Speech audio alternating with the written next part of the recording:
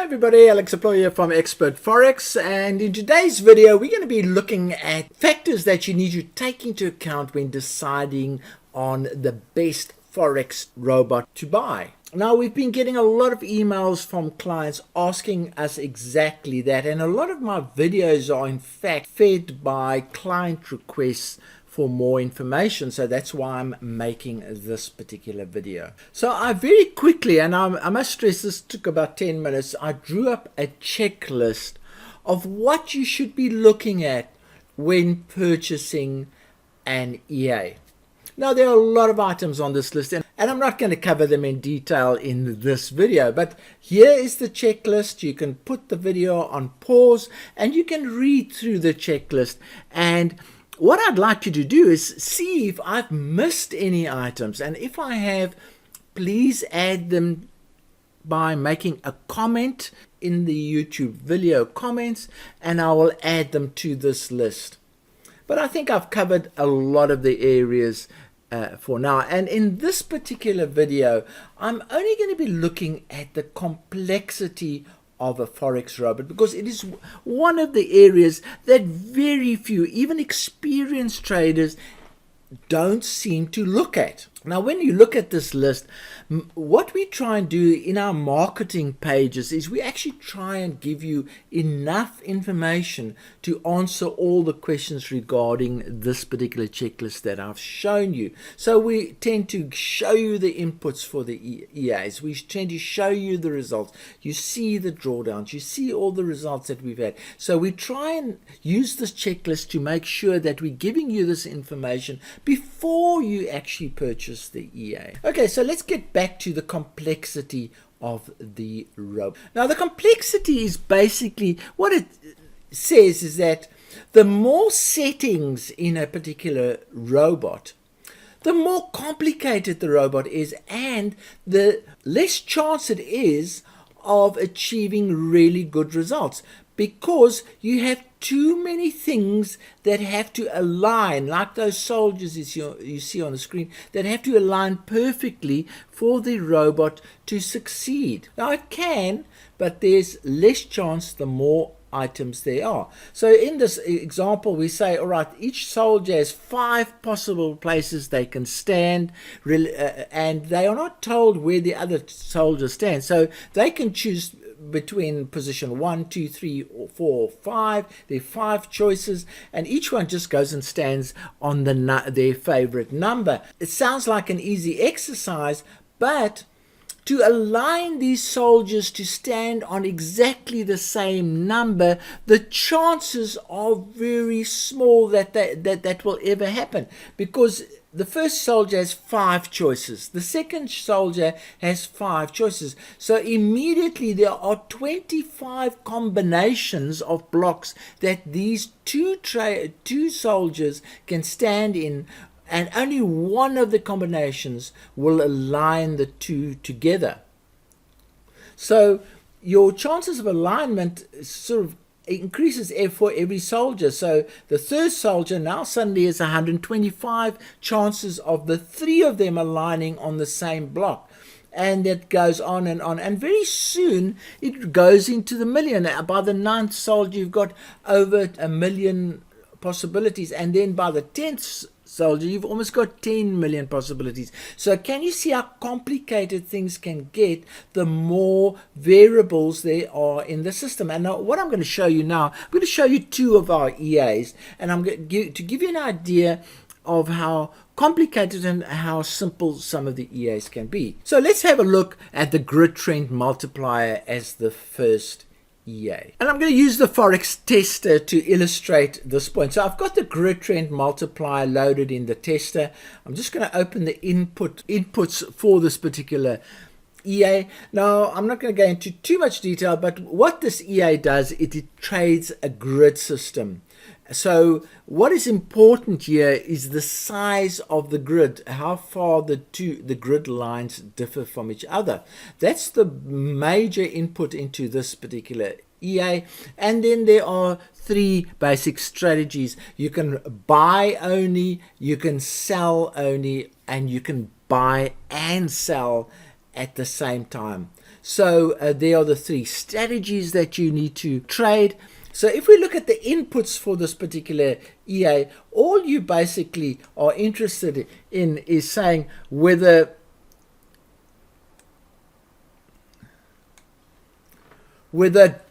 buy grid trading will be allowed. So you can either disable it or enable it. So that's those are option.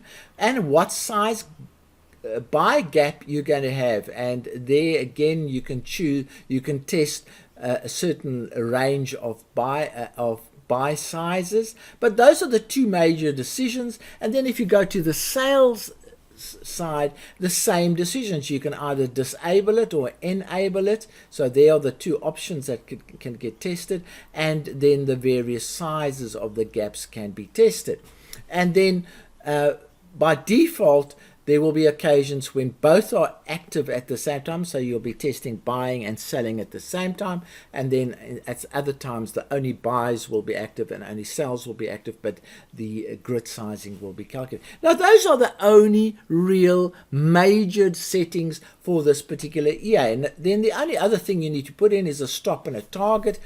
And here's the target in terms of an amount, a dollar amount. So when it reaches, let's say $200, then the EA will stop, and there is the step. So we're saying we're not sure if it's 200, so we're going to go up to 1,000, and then the loss, which is the maximum loss amount, same settings we're going to use. We're going to say test for 200 to 10,000 with jumps of 100. So as you can see, there are 1, 2, 3, 4, 5, 6 settings. So we've only got 6 soldiers here to test. And then when I then say okay, and I say all right, let's optimize. Now why I'm clicking that is that will now go and calculate how many options are in those particular 6 settings. And there we are. I'll stop it straight away. It's calculated that there are 26,000 options. You can see how only six alternatives have been selected, but each one has got a number of options, and there are 26,000 options that it will now go and test and find our best solution for those various options. And it'll take 4 hours to do that little exercise. Okay, so that gives you an idea of how many options can get generated with only 6 settings. And this is the grid trend multiplier. So what I'm going to look at now is I'm going to look at the RSI envelope EA, which is another EA we have, and it trades basically entries based on the RSI and envelope indicators, and then it will top those entries up using the double in a day top up system. So let's go and have a look at that one. Okay, so here are the inputs for this particular EA. And I've already done the inputs, and I'm just going to, I'll go through them one by one, but I'm just going to count them for now. 1, 2, 3, 4, 5, 6, 7, 8, 9, 10. So there are 10 inputs for this particular one, which are key ones. I'm only focusing on the very key inputs that we need, but there's so much more variety here. So let's have a look. Like for instance, trading logic can be based on an every tick basis or an open bar basis only. So we have to check that. The entry method, there are 6 methods of 5 entry methods. We're going to check for that. Then we have to check for the RSI period. We're going to be checking for that, and we're going to check overbought and oversold levels. There are quite a few selections there. We're going to check all of those. Then we're going to look at the envelopes. The envelopes settings, and again we have to check for quite a wide range of periods, and we also have to test quite a wide range of deviation settings. Then we have to go and set the stop loss and the target settings. Again, we're testing a whole number of settings there to get the optimum one. And then with this particular EA, it says it is best traded in certain times of the day. So we've got to go and check the times that are best for this particular technique, and we are testing the whole day from 0 to 23 as an entry, and then from 1 to 24 as an exit. So we're testing the time of day. Then the other thing that we've got to test, which I haven't marked here, is the top-up level. So we have to test top-up levels. That one will go from 30 to, and I'm just going to do it very quickly, to let's say 60. The first top-up, the second top-up level, where's that? That might go from 40 to 70. So there are some more options that we need to check for. And then the third top up, and I'm just doing it in a very quick basis, might be from 60 to 80. So okay, so we've added 3 more options to the testing. Let's just go and say okay. And now when we click on optimization, let's see how many options we have now created. Now we've gone, I think there are roughly 13 options that are in the system, and look what has happened. And I'm just going to stop this one. Now we have 98,000 million options that have to be tested. Now you can see my point of complexity. The grid trend multiplier had 26,000 options. Here we have 98,000 million options. I don't even know how to pronounce that number. So that gives you an idea of complexity. There's so many things that have to align with the RSI envelope trader for it to succeed, and there are so few that have to align for the RSI envelope. Now these are factors that a lot of traders that buy EAs don't take into account.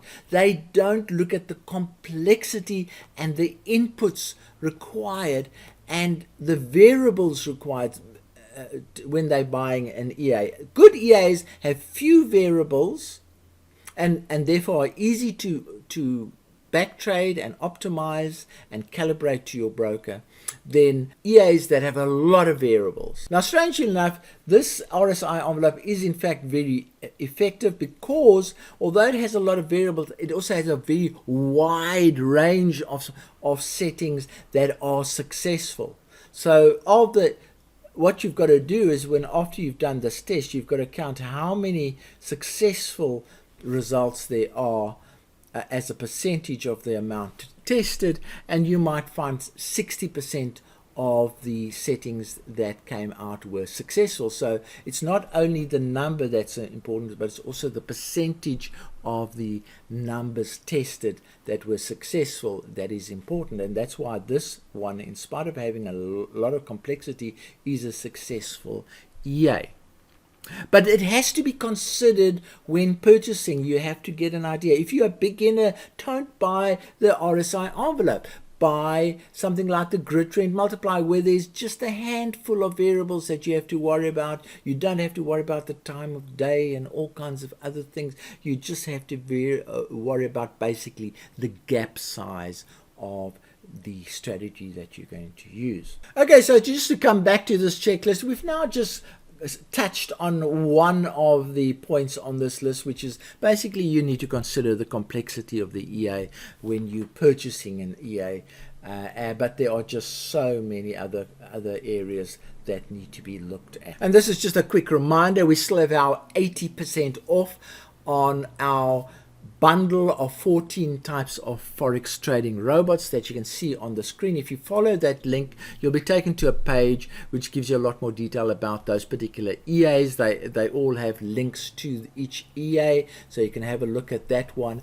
And as I say, it's an 80% off offer that is in place at the moment. So please watch out for more videos in this series on how to decide which is the best Forex robot to buy. I hope I've given you lots of ideas here, and please go through that checklist. There might be items that you've been ignoring that are quite critical to you. And as I say, please add any items that I might have missed to the comments column. So from me, Alex Deployer, cheerio.